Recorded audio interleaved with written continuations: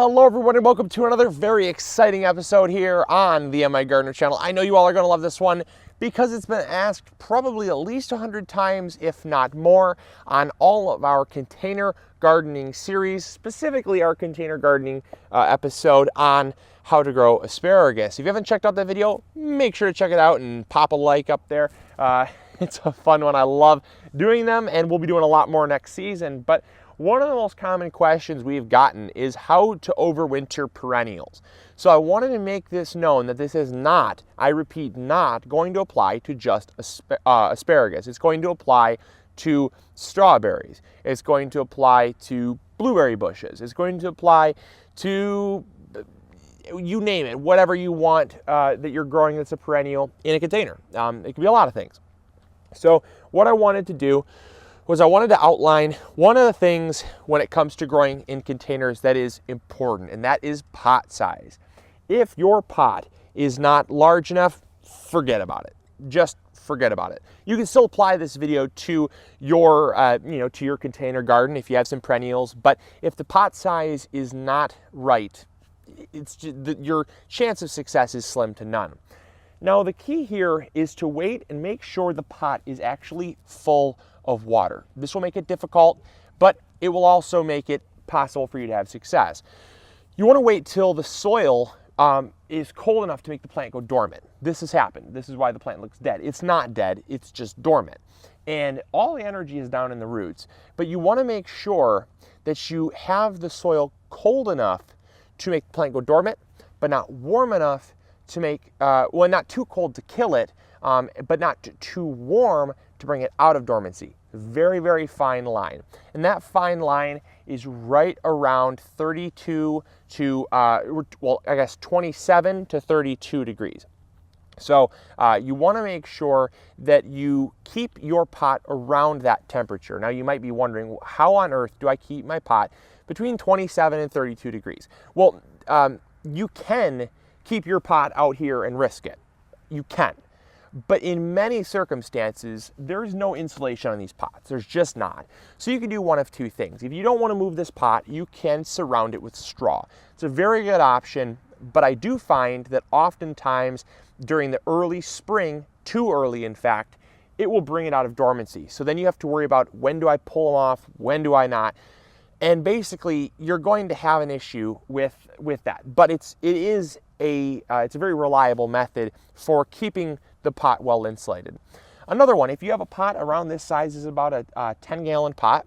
10-gallon pots and up, they should have theoretically enough soil to protect the crown of the plant.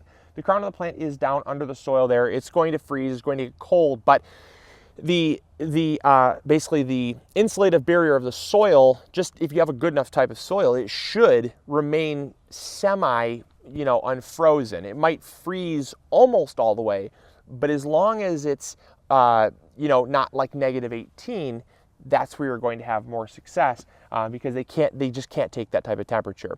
Asparagus will die if they're put in anything colder than about 10 degrees if they're exposed to that. That's why they put roots down super deep, to get away from that freezing temperatures in the winter. The next method that we're going to do is we're going to move them to what's called a microclimate.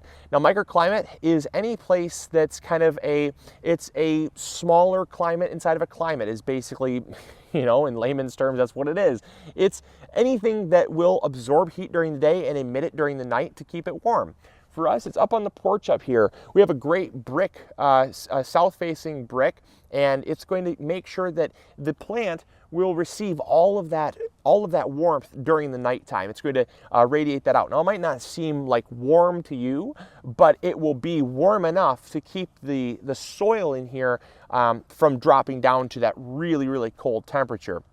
So remember, the ideal temperature is about 32 degrees, which is freezing, down to about 27 degrees. That's like ideal. That reduces, there won't be any stress on the plant at all. As the colder you get, the more stress is going to be on the plant because there's just no insulation here. So keep that in mind throughout this entire thing.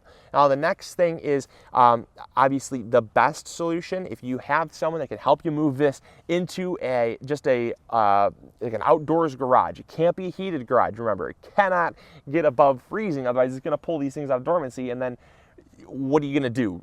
Take them out in the daytime and kill them, you know, trying to get them sunlight? You got to have sunlight on them if you're pulling them out of dormancy. So you do not want them in a heated garage, but if you have a shed or something like that, that is a great option. A chicken coop even is a super great option.